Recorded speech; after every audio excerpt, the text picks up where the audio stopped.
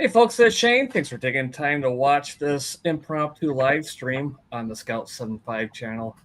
I know that Sunday night's a very busy night for HamTube, so I don't want to interfere with anybody else's time. So we will have a hard stop at 7 for this, so we won't interfere too much.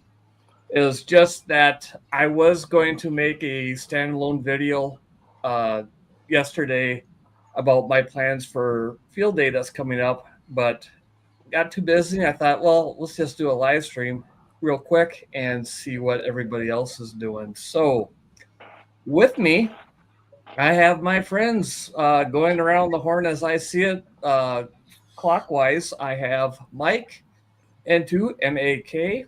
Below him is Derek, who's pretty fly for a white guy. Then we got Greg from the Shacking Off channel, KD9MUG. Let's start off with Mike into MAK, who also has a YouTube channel, I believe, of that name. I can't remember. I subscribed to it, and that's last time I paid attention to the name. It's a great one. How you doing, Mike? I'm doing good. Thanks for having me on.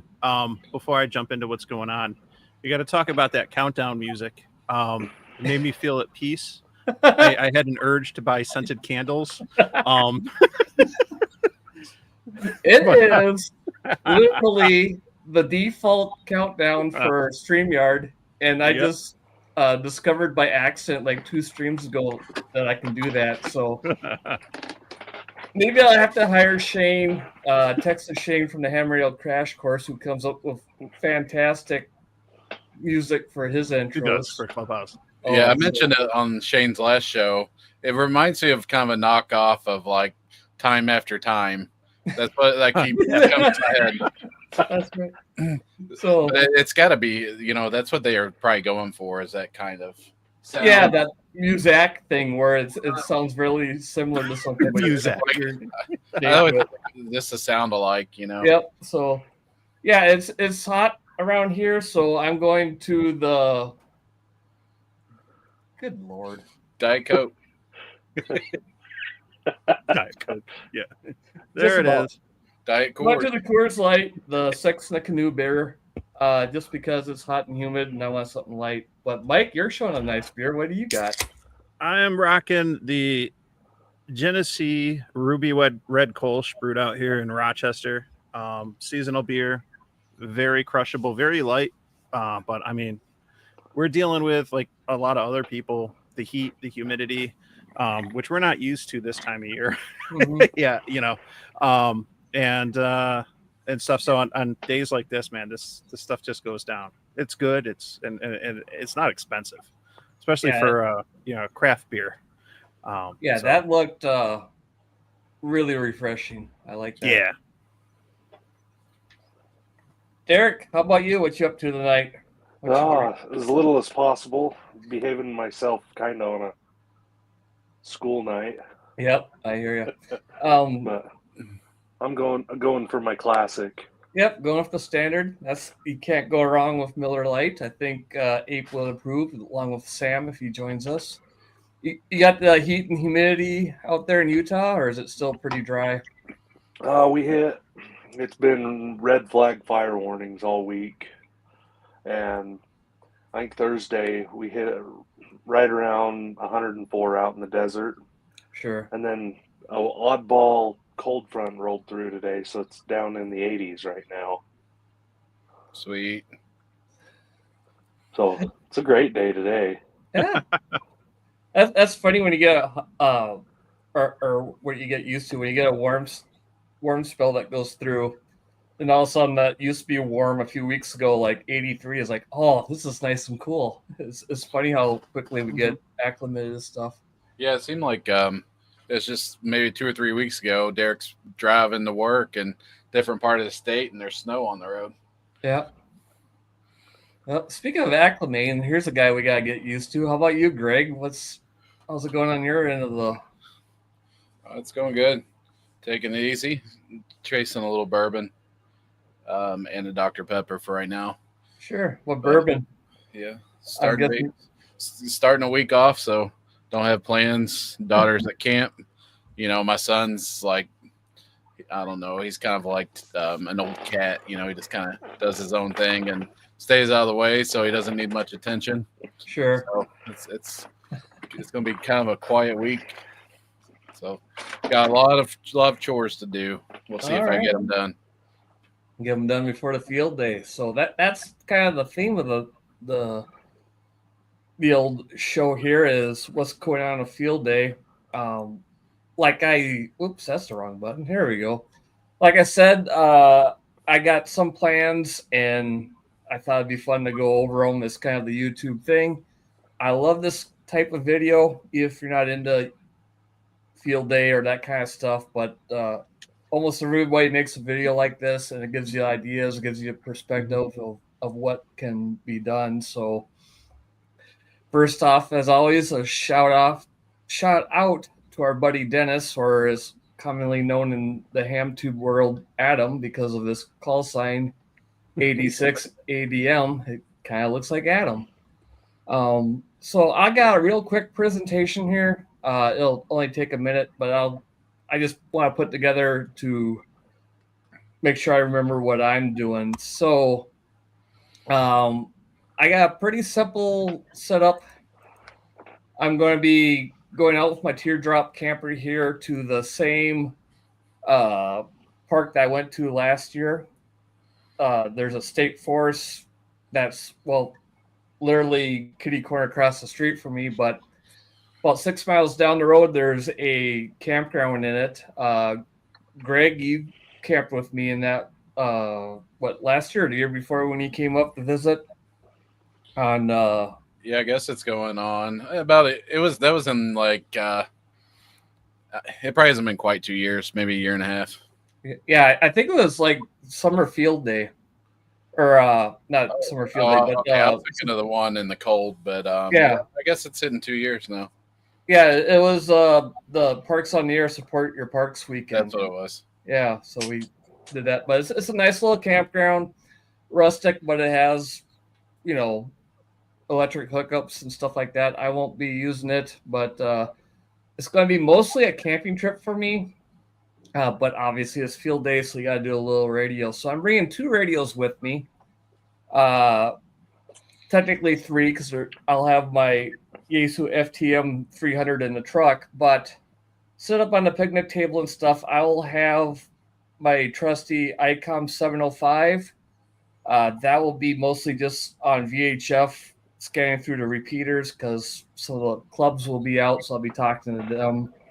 And I'm camping solo, but I have a few friends that are going to pop in, so I wanted a radio with a nice display, and it's hard to beat the wow factor of the 705 on a table, the small radio with a great waterfall display, so I can show people who are ham curious, what the bands look like with the craziness of field day. But primarily for 6 meters in HF, I've got the ICOM 706. This is a new to me radio that I got not too long ago. I really haven't done much with it.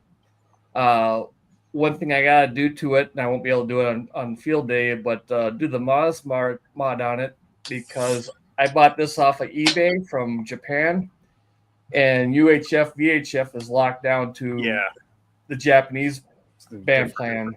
So if you're shopping around for used 706s, you might find a sweetheart of a deal like I did from Japan, but you're going to have to do a little surgery if you want it to work properly. But that'll be a topic for another day. Yeah, you got to do a Mars mod just so you can get on the CV frequencies at 100 watts. Yeah, and I heard somebody was going to do a thing on around October 4th. We were talking about that the other night. Yeah, possibly. Yep. Yeah, and Mike's Northeast Ham Radio. Northeast Ham Radio. We were talking about maybe doing something on 10-4. Yep. Trying to do like a day-long CB 11 meters event. Okay, I get it. That's 10-4. That's pretty clever. That's try to get a bunch of hams active on it and just see what happens. Yeah. That's the same weekend as Michael KB9 VBR's Wisconsin ham radio Is it? camp out. Yep. So maybe I gotta talk him into making a 11-meter copper J pole for us. I want to make it out to that sometime. I really do. I think. It's a blast. I know it's Wisconsin's not the closest to a lot of people, but that for not being tied to a ham convention or anything like that, like Huntsville or Dayton, is lots of fun. There's usually a few other parks on the air or summits on the air entities nearby, so you can do a little rove. It's just a whole lot of relaxed camping and people walking around and checking stuff out. So yeah, definitely if you can make it. But back to the ICOM 706, I'll do a little HF stuff. Honestly, you know how crazy field day gets. I'll probably have everything set up in the morning, and I'll do a quick parks on the air activation to make sure things get in. And then I'll just play around and try to make a contact every once in a while. But I definitely want to play with 6 meters because I got that Faraday antenna that I think, Mike, you have one of those too. I have one too. Yeah. That thing's a hoot. So I'm not going to be balls to the wall on the radios, but they will be on 24/7. One of the biggest things I want to mess around with this thing I got here is a power station from EcoFlow. It's the Delta 3 Plus. I did not buy this for ham radio. I bought it mostly for camping and power outages and stuff, but I really want to see how this thing works. Obviously, I'll have my home brew battery boxes and stuff that I use for ham radio, but something like this, it's a little cleaner look than I can do by myself, but having AC power on this, I think something like this would be great for field day or like an Aries event if you're working a race or something like that, to have something that's pretty streamlined, easy to use for somebody who's not a ham, and you can just plug in your laptops and amplifiers or whatever else. Charge by solar too, right? Yep. Yeah, you can charge it by solar. You can charge it by mains. So, and these who needs a loud generator now? These things are taking over. Yeah. So that's the one thing I want to do, because I do have a small dual fuel propane gasoline generator, which you typically run on some big things, but to run that for a few minutes to charge that thing up, that's some of the experiments I want to do. Speaking of that, if it's RF quiet though, do you know, like if they say the one thing I saw, a couple of YouTube reviews I saw said they did some testing in the lab and said it was RF quiet, but okay, is lab testing on one comparable to using a 1980s HF radio? There's so many factors involved, so it'll be fun to see. I'm curious. And then I'll have several LiFePo 4 batteries and a 100-watt solar panel. So I'll be doing a lot of experimenting with charging batteries and that kind of stuff. And this is a good hinge point or a tangent is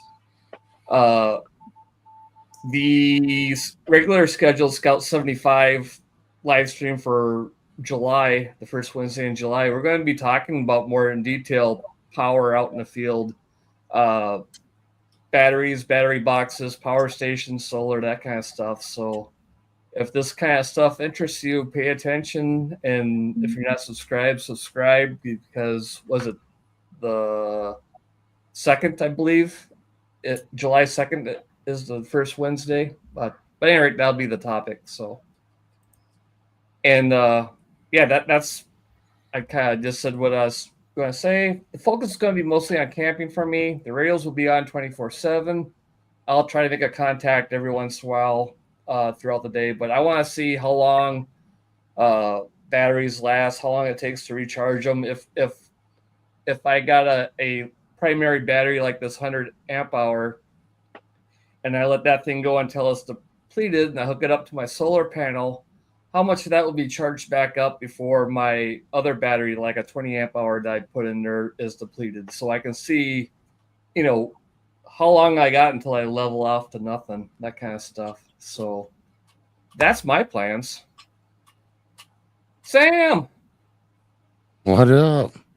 thanks for joining us, bud. No problem. You missed the introduction, so you're up. What you up to? How you been today? What's new? It's hot. It's humid. Fat boy trying to stay indoors. trying to fix the AC in my truck. Yeah. Uh, Well, I did my little spiel, so let's see what everybody else is doing here. Sam, since I'm talking to you, you got plans for field day? Big, small? yeah. Well, I think one club is coming up, and we're going to rent a building instead of what they used to do is go out to a farm and set up travel trailers and fifth wheels and a pavilion. But this year we're all going to be inside in the AC with the coax running out the window, going to antennas. Sure. Food. Luxury. Yep. Food, AC, radios. Hey, that sounds good. And let's be honest, field day is just as faceted as the hobby of ham radio itself. There's some people in some clubs that are, I'm all about preparedness. This is an emergency thing. I'm taking it all serious, and I'm not taking it that serious, but they're, everything is emergency. Others just treat it like any other weekend contest. They're going to fire up to see how many contacts they can make. Yeah. They're all about the contacts. And there's others where it's a club social hour day where, we bring the radios out, but the biggest thing we want to do is eat and enjoy some barbecue or grilling or potluck. And others are more, hey, this is our chance to introduce people, so they want first time on the air type people and stuff like that. But sounds like you guys are going to be focused on the food. What's on the menu, Sam? Well, no, the last two things you said, the food and somebody comes up new, introduce them, try to get them on the radio if they want. We don't pressure nobody. Just like, hey, here's a microphone. Say, this is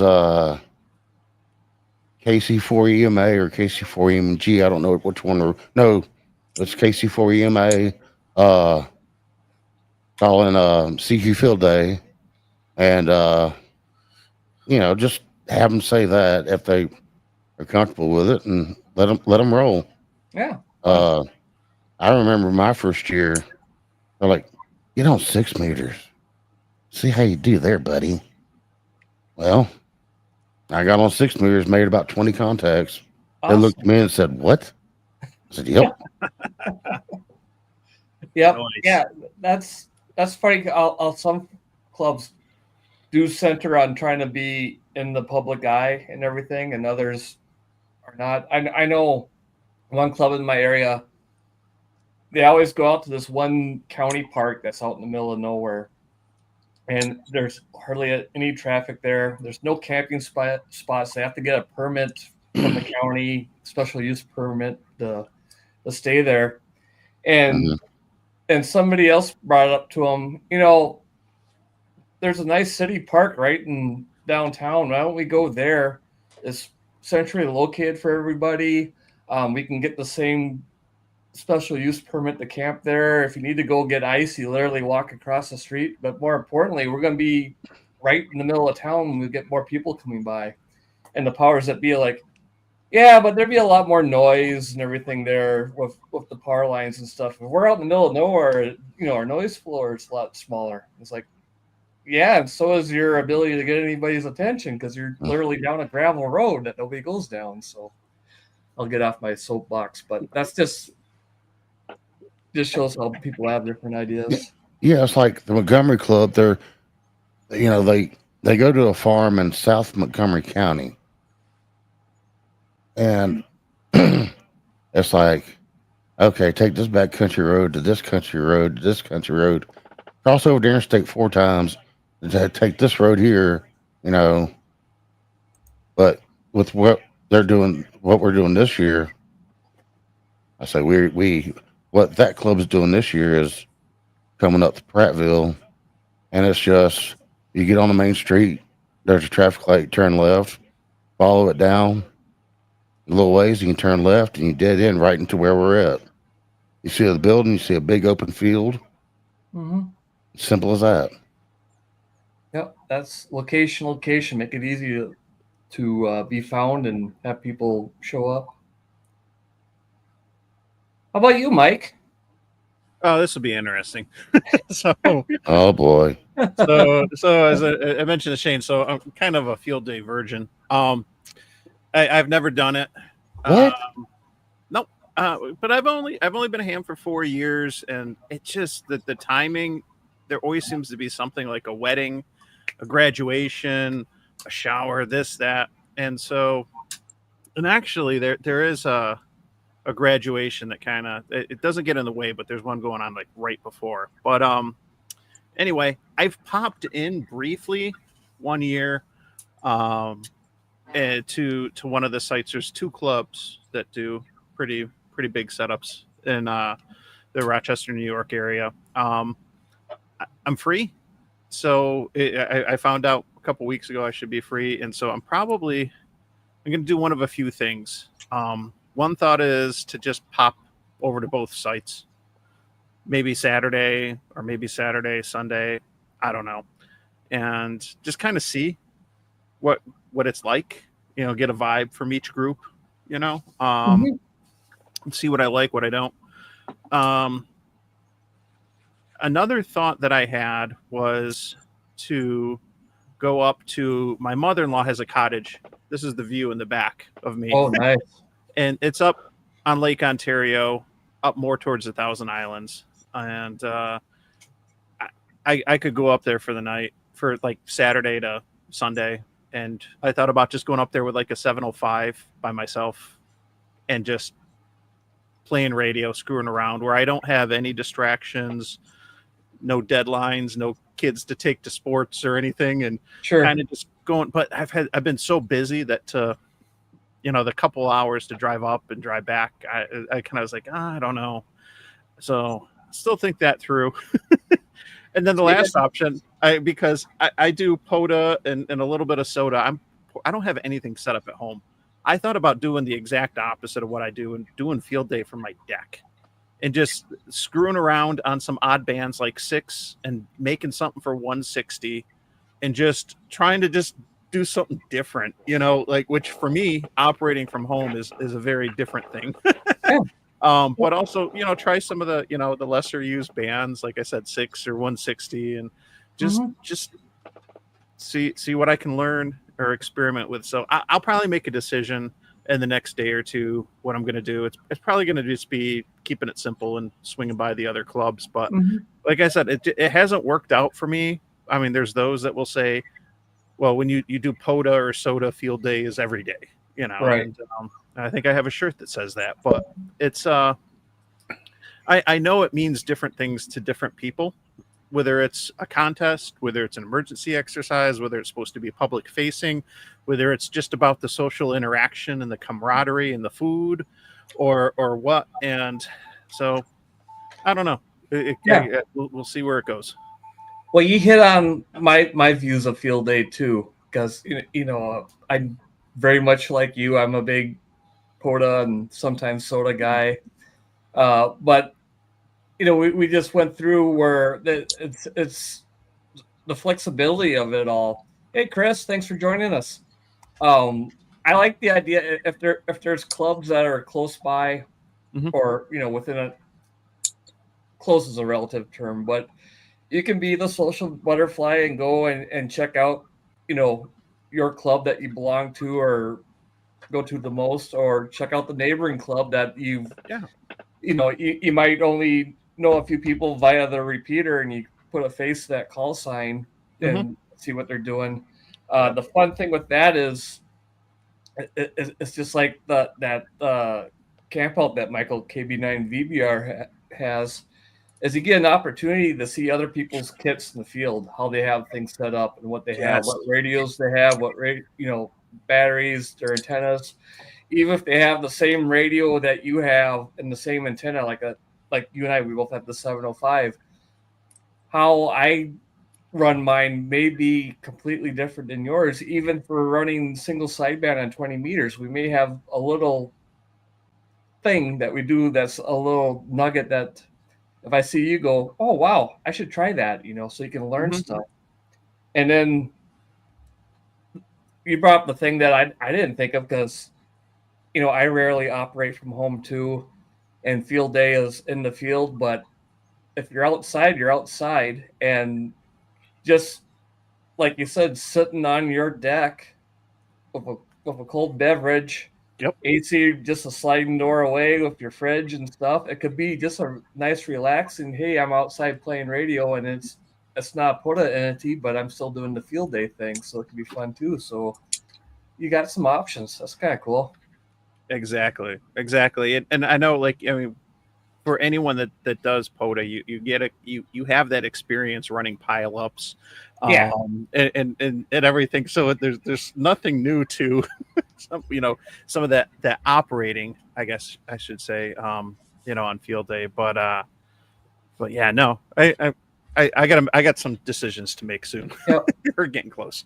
Yeah, that's the fun thing too, because there's a lot of hams who aren't into POTA, but field day is the one time a year where you do it, which I totally get, and they're having fun. And if there's no hat for you, you can just walk around and grab some brats or some brisket and socialize with them. So that's kind of a cool thing. Yeah. And quick, Tom's joined us, Tango Oscar Mike, who has a fantastic YouTube channel as well. No problems on being late. We're just BSing about our plans for field day. So Tom does some really. I've seen a couple of Tom's field day videos, and I think it was one last year, like the place that they had. It's pretty cool. Yeah, him and his club, they do some really cool stuff. Yeah, I think they do winter field day there too, if I remember right. Because I think they were, if I remember, they made a tent of plastic sheeting inside that cabin. Okay. Where they it's got a high vaulted ceiling with rafters, and I think they put sheeting across the rafters to keep the heat in and stuff like that. But Tom too, he's also, I know for sure, winter day one year did it in his backyard where he sent up I'm thinking, was it Tom or somebody else? No, it has to be Tom. That's right up his alley. He set up a tarp shelter in his backyard off a tree where he just did the plow style tarp where you hang it diagonally and you have the sides coming off, so it looks like the old snow plows on a train or something like that. And he operated from inside that for a while, so that was pretty cool. So, all right, Derek, how about you? You going to do anything? I have no clue and I'll tell you why. Because up until we started talking before this stream, I thought I missed it. Oh, that's why I was pissed off yesterday that I was road tripping. Oh, you pay as much attention as I do to where it was too, because that's wait. What are we talking about? Exactly. Field day. Huh? He thought we missed field day already. I know. Yeah, 100%. I thought I had. That went right over Shane's head. No, so I don't know. I know now that I know it's next weekend. So thanks, guys. Yeah. I start vacation for 9 days on Friday, so it's not like I don't have the time. But Derek thought today was field day recap. While I was sitting there, I'm like, what in the hell is he talking about? And then it didn't dawn on me until Shane did the "I'm going to," and I'm like, what the hell does he mean he's going to? Yeah. And then I had the aha moment, like, no shit, about 3 minutes before you hit the live button. And I'm like, oh, I'm stupid. Oh, no, that's So all right. anyway, so right now, tentatively, the plans are is that I got my fifth wheel up north already. So I'm going to go camp in it, and I'm a few minutes away. So I got the option to go play POTA. If I actually keep my old man ass up long enough Monday night, I can listen and see where the local club's going to be meeting up. And I can usually, like last year, I think I popped in and seen what it was about and said what's up. And Okay, the club up where your camper is now. I think if I don't want to give away too much personal information, but like you have a family member that has a place a few hours away, and you go up there quite a bit. So yeah. Yeah. And then so usually between my house and there, on the national forest is where the club sets up. But last year Yeah. they kind of did something different. They went west over towards Salt Lake City Mm-hmm. and set up. And but so yeah, I guess I'll have to kind of play it by ear, and it'll be a shotgun start. Sure. But of course I'm gonna have my 891. I might throw the 705 in, and I might even I'm gonna have to find my antenna box now and see if I want to actually try some different stuff. Yeah. I'm playing impulsive, and it's kind of fun. Well, that makes it fun. Yeah. And if you want to take it truly as emergency preparedness, that's the way to go, because you're not going through your checklist and 3 nights before charging up all your batteries and grabbing your stuff. You're just literally going, and then if you got a dead battery, now you got to call an audible out there and go, okay, how am I going to charge this, or what am I going to do? So Yeah. that's always fun. So, but yeah, that's pretty much it for me now. Now that the lights came on. It's never too late to come up with a plan. All right. How about you, Gregory? Yeah, I wasn't even thinking about field day until you posted yesterday. Sent the message, but so I'm off. I do go back to work. I'm off for the week, but I do go back on Sunday next week. So I'm good for Saturday. I missed the last club meeting. I just had stuff come up, and we always just get together at the clubhouse, grill,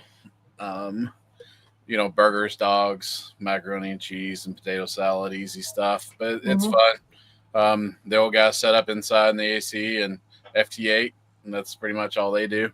And then everybody else is outside under the shade setting up, their radios on batteries and antennas. So I usually just end up taking my 7300 out, and because at my club there's not a lot of people with, even though the 7300's 8 years old now, it's still one of the newer ones that people see at the club. So a lot of the guys that don't, that are in the club but don't have HF radios, I just let them play on it, and I set it up and, show them my mast, my wire antenna, and let them play on the radio, and then I just socialize. And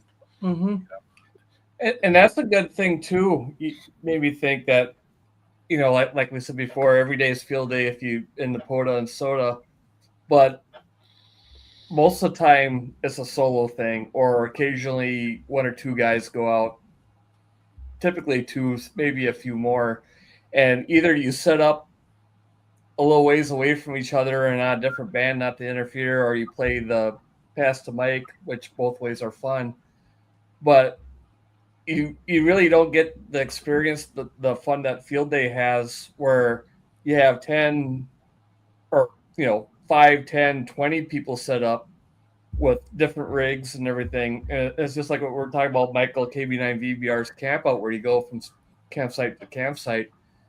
At your club, there's probably going to be 3 or 4 different. How many radios are typically set up at your club? They usually do 3 to 4 on the inside, and then 3 to 4 set up outside. So, And they pass around bandpass filters and stuff.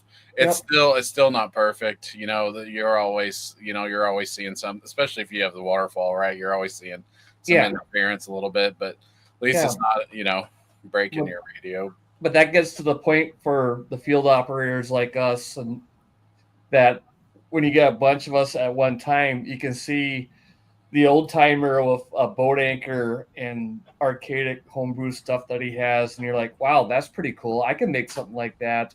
Or you see guys like me with no hands-on skill that just buys everything. Is like, oh, where'd you get that? Off of Amazon. It was only $20. Here's a link. Seeing how people do things differently with different equipment.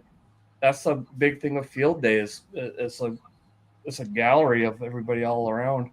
Yeah. It's mainly just for fun, and I don't stay. I may stay like 4 or 5 hours. My daughter always wants to go, and then she's good for about an hour, and then the last 4 hours, she's begging me to go home. And I'm like, "Why'd you show up? Why'd you want to come?" Excited to get there and excited to leave. Yeah, but it's just fun getting together with the guys. Because our meetings, they're usually about an hour, and sometimes we hang out another hour just talking once a month, but it's time for everybody to get together. And I'll never forget our buddy Evan W9ZAW. I remember him and his son were on a camping trip the few days before. This is probably 4 or 5 years ago, and I was like, hey, you coming out? And he's like, yeah, we might stop by. We're packing up camp today. We'll stop by and set up real quick, make a few contacts. And, he's driving his old camping CRV that he used to have. And, he was still just using a rock tied to some paracord and chucking it up in the tree. And, I could tell he's already had a long weekend out in the sun. And he throws that rock up and it swings back by and clips his back window, and just shatters it.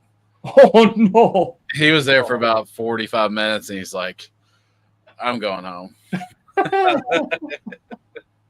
I was like, I don't blame you. But I've never seen it. It's like, it just clipped the side of it. Like, if this is the window, it comes by and just barely nicks it and just. Oh, jeez. So he was kind of in not a good mood after that and wanted to go home. Yep, that would do it. I actually got a question.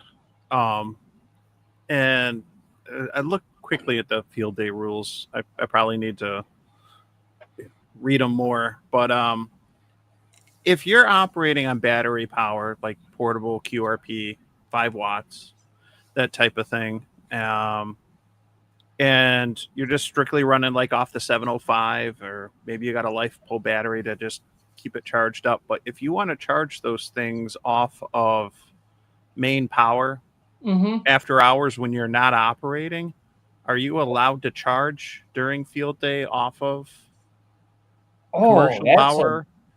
You know what I mean? Question. Yeah. You're and the reason I'm just thinking about it, and maybe it's a unique case, but the opportunity for me to go operate if I decide to up at my in-laws' cottage, I do it outside. There's a picnic table, great view of the lake and the bay and everything else, and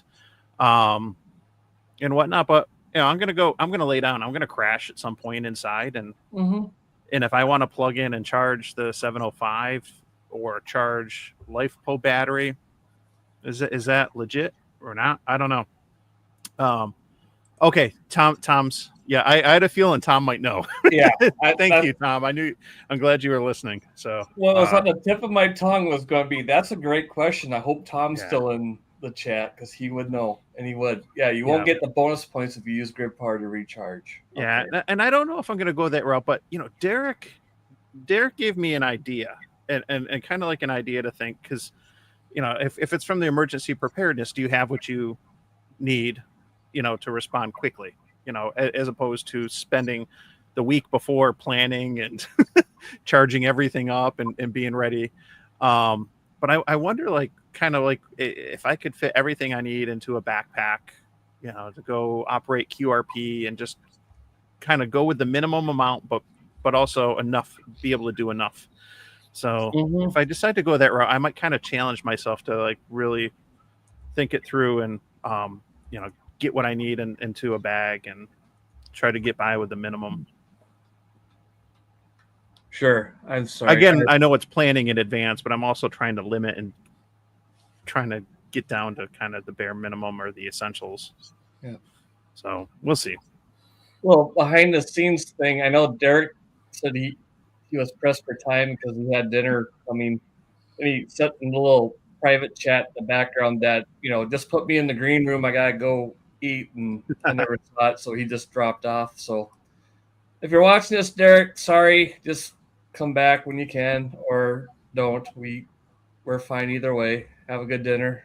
Enjoy your family. But yeah, that could be a whole stream on itself, all the rules and stuff. And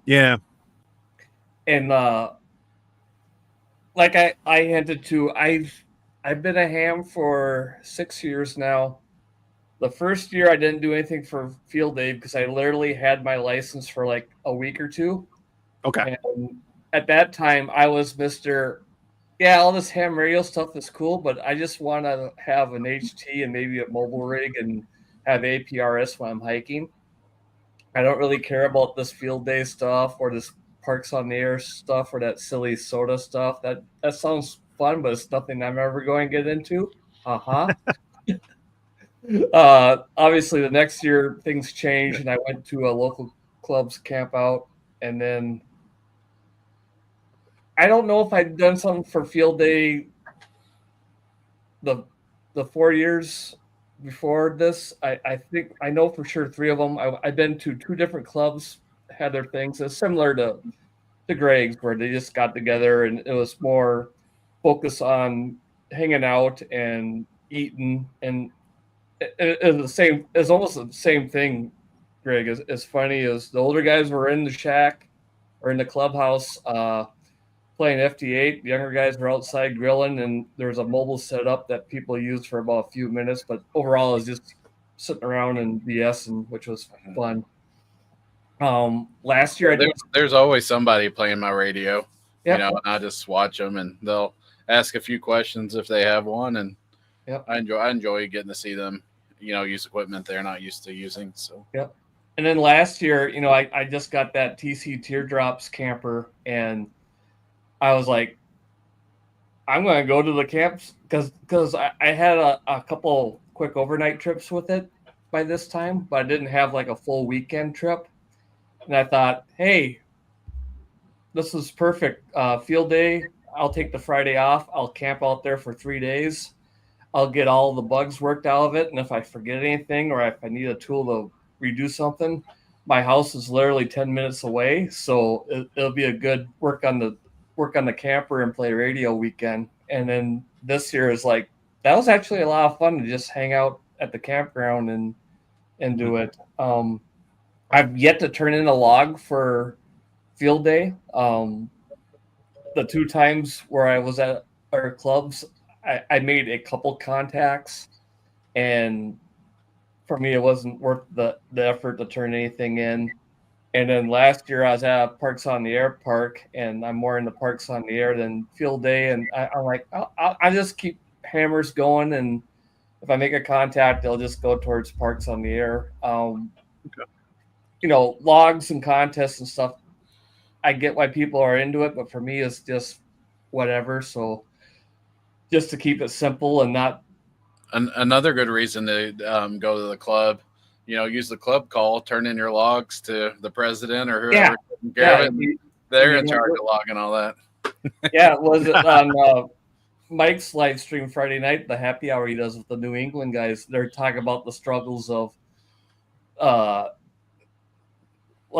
converting the files and stuff if you use an ADF and all that stuff to get the right information for POTA and the right information for field day. And I'm like, it's just me.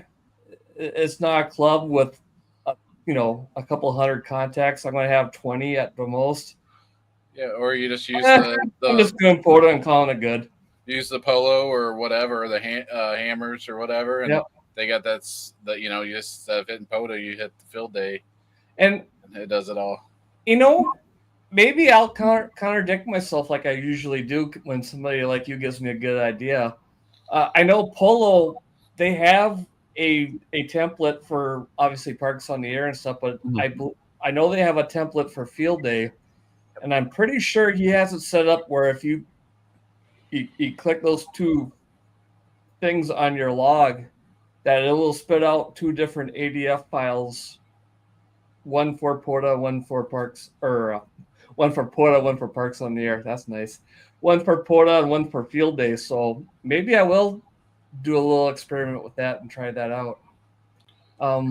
Mike's correcting himself, or not Mike. I just saw the Mike thing last, or Mike. Tom is correcting himself. My mistake. I think you can recharge your battery. You just can't use commercial mains or more driven generator as your power source while operating. Okay, that makes sense. So Yeah, you're I good figure to go. if I go that route, I'll look into it more and stuff. And I would just go say, Tom told me. Tom. Deal, Tom. Well, and honestly, it's just us and 6 people viewing, and I think 2 of us are viewing it, so nobody's going to know. Go ahead. Yeah. You just operate from inside your shack and say you're out. Yeah. This is my POTA station here. Yep. Hey, I'm.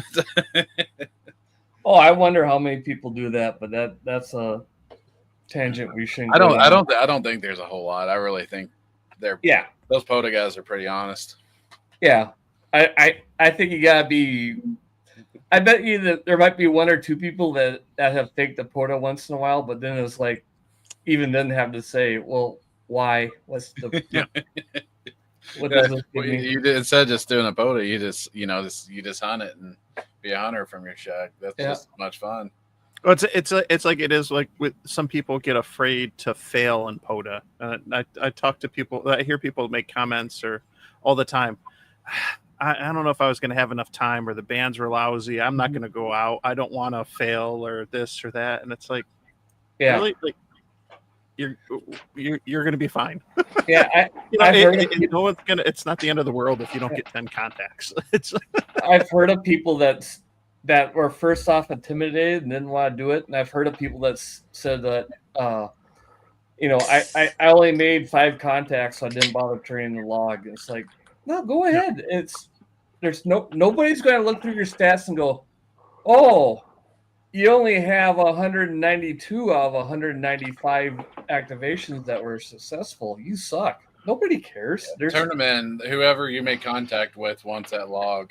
Yeah. It's not what you're just doing it for them. So that's a great point. There's a lot of people. You get the park to parks that are, some people get hung up on that, and it's important to them. For me, it's not. But there's a lot of people who are hunters that POTA is their contest. They want to get new states, new parks, and stuff like that. I've gotten QSL cards. I got one hanging up on my wall behind me, where I made a contact with this gentleman, and you know how it is when you're running. You got a pile up going. There's 10 people streaming at once. You've been going for a while, and you make a contact with somebody, and everybody's just going through. They follow your rhythm. They figured it out, and you're just going through them. And then you get somebody that asks you, well, what county are you in, or something like that. What's your grid square? Yeah, and I had a guy did that, and instantly I rolled my eyes, and I wanted to come off, but I was polite, and I went through it, and I gave him the information, and then I said to myself, if he comes back asking for one more thing, I'm just going to say, all right, 73 QRZ. But he came back and goes, thank you very much. I really appreciate this. I'm going to send you a QSL card. I'm 80-some years old. I'm disabled. I can't get out anymore. I'd love to do POTA, so the best thing I can do is hunt you guys. I'm on a goal to get as many parks as I can. I don't have very many from Wisconsin. You made my day. And then I went, wow, I'm an asshole. Because I was about ready to just, Yeah, whatever, old man. QRZ, but it's Pull that life support. yeah. It turned on to me. It's like, you gotta put things in other people's perspective. I mean, that is why if you ever look at my 891, you'll see it once in a while in the videos. I got a little Velcro patch glued to the top of it where I can put morale patches. Mhm. And one that's on there that's never came off was the old Morton Salt logo with the Salt Girl. And the caption on it is, "Don't be a salty bitch." It's a little reminder of myself to dial it back. Don't be a jerk. People have a different perspective. So Yeah, and I'll just similar to that story. When we were on a family vacation in Puerto Rico back in February, I got a chance to go do a quick POTA on one of the inhabited islands off the mainland of Puerto Rico. But our excursion got cut short, so I only ended up like 15, 20 minutes to operate. So I pretty much knew I was going to fail going into it, but I had wanted to do it, and I had talked it up the night before. So I knew there were people that wanted this rare park, this island. It's only been activated by one other person. And the first call that came in, anyone that does POTA probably recognizes Kilo 9 India Charlie Papa Bruce in Indiana. Mhm. And he was the first contact. And I just thought to myself, this is why I'm doing it. It's not about me. This is for the hunters and those that, you know, want an opportunity to get something rare and whatnot. So I have no problem. Wear it like a badge of honor, submitting that log with 6 contacts. You know, Yep. It's perfectly fine. I submitted a log with 1 contact once because it was a park to park. I was operating QRP, and I do my typical. I get everything set up, and I had 0 cell phone coverage. It was a few years ago, so it was a little lower on the band cycle. QRP rig. First thing I did to prove everything out is I found again no cell phone coverage, so I didn't have spots from hammers or polo. So I'm just literally doing it like you're supposed to, dialing through the bands. Find a park to park guy.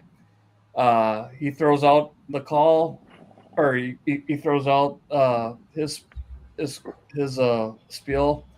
I throw out my call. He answers me right away. Yep, 5'9". I'm like, awesome. Exchange the park information. I'm like, all right, it's going to go. So I found an empty frequency. Called CQ for a good 20 minutes straight. Nothing. And I was pressed for time. So I was like, all right, well, I guess I got park to park. And I turned in the log because, hey, it's a park to park. He thanked me for it. So Yep. there you go. Yeah, I have one failed with just 1 contact, but it wasn't a true fail. Like I had plenty of contacts, but when I had to manually log it into and convert it over to, you know, EIDF or whatever it is, log crap, and had to email it over to the your local POTA guy, you know, and they had to Remember those upload. days. And then once it loaded, I was like, oh, I messed up the time on one. It just went under the next day. And I was like, I'm not bothering them. Screw it. The guy's got the contact at the park. We're good to go. I didn't feel like you know, messing with that guy to re-upload it and everything. So, but who cares? I'm not a POTA guy that's out there trying to make stats. Yeah, that reminds me of a local ham. I felt so bad for him. Older gentleman. He was interested in POTA. He would talk to me on the repeater and a few others about it. Finally, he went out, and nobody told him about UTC time, and it's a new day.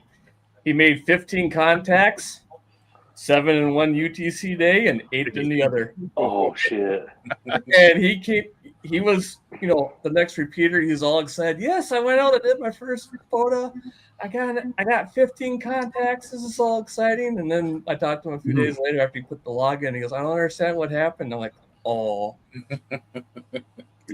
and he says, he goes, not getting the 1 is fine, but if I would have known that, I would have stayed and made another 10 contacts. There's more people, but it's a little bit of a low. And he's like, let's call it a day. Because if I would have known that rule, I would have kept going. I'm like, well, Now you know. welcome to the hobby. We all got those stories. Hey, failure is a great way to learn. So yeah, for sure. Yep.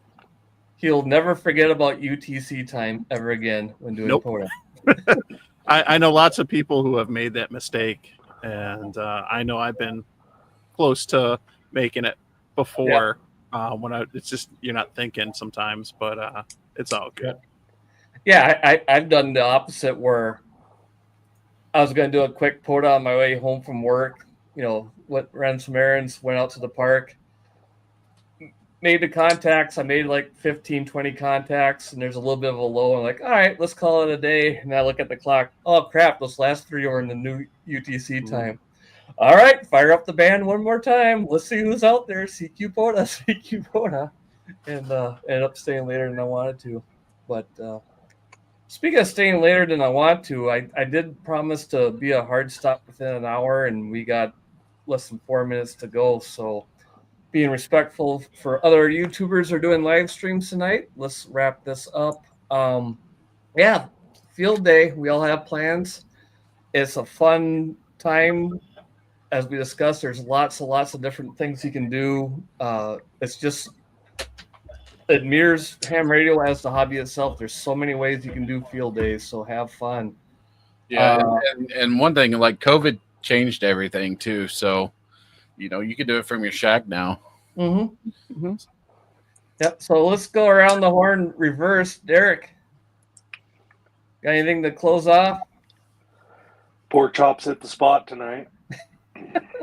Sorry, I missed your chat and the behind the scenes things. But, you're good. Yeah, and I kept going, Derek. You got a little catch up right there. He hasn't been catching. It was French onion pork chops. Ooh, that sounds good. Yeah, you go wrong with pork chops. Oh yeah, they hit the spot. But other than that, no. Always a pleasure getting on here. Appreciate you inviting and doing it, Shane. Well, it's always fun having you on, bud. Always have fun when you guys get together. Oh yeah. But other than that, I'll do a little bit of my mantra, the FAFO on field day, and hope to be talking to some of you. Wing it, see what happens. That's my pretty much. That's the way. How about Greg? You guys gonna have any videos coming out? Who knows? Probably not. I think I got your brother talked into doing a live stream with him showing me how to set up a Raspberry Pi to do some stuff. Yeah. Since that's his wheelhouse and a good fit for your channel, Shacking Off. So yeah, instead of making videos, it's fun doing this stuff. So maybe we could do some live stuff with you guys. Yeah, or anybody else. I'm trying to get your brother into doing more stuff because he got all set up with the live stream things, and you guys have fun. So yeah, he's got a lot of cool stuff that he needs to show off. Yep. Mike, how about you? Just a second, my scanner's going off, so you talk while I take care of the noise. Yeah, no problem. No, I'll make up my mind in the coming days what I'm going to do. But I just hope that the weather, the bands cooperate for everybody, regardless what your plans are, and that everyone has fun. Amen. That's what it's all about. Remember that. Have fun. Check out some cool things, cool rigs, cool radios. Have some good food. Have a beer or two. Another good one, if you are doing it from the club, bring your headphones. If there's a lot of people talking. Oh, good tip. Nice to have. I've forgotten headphones a couple years, and I'm always regretting it. Cool. Oh, it's me. So, yeah, I'm going out for field day. I'll do some stuff. It'll be fun. I don't know if I'll get a standalone video out too soon. Hopefully I get one out this month, but if not, Wednesday, July 2nd, I believe. First Wednesday in July, that's the way we do it. Or first Wednesday of the month, that's how we do it. 7 o'clock Central will be the next live stream here, and we'll be talking field power, solar panels, battery options, power stations, generators, that kind of stuff. There may be a little bit of focus back on that power station that I bought, that EcoFlow. I'll give you a little more details on how that worked out. So there we go. Sounds good. We're 5 seconds over. Oh, we're so close. Almost like we knew what we're doing. So All right. Unless anyone's got anything else, we'll shut her down. No, that's it. Thanks, man. So, All right. Thanks, everybody. Have a good one, folks.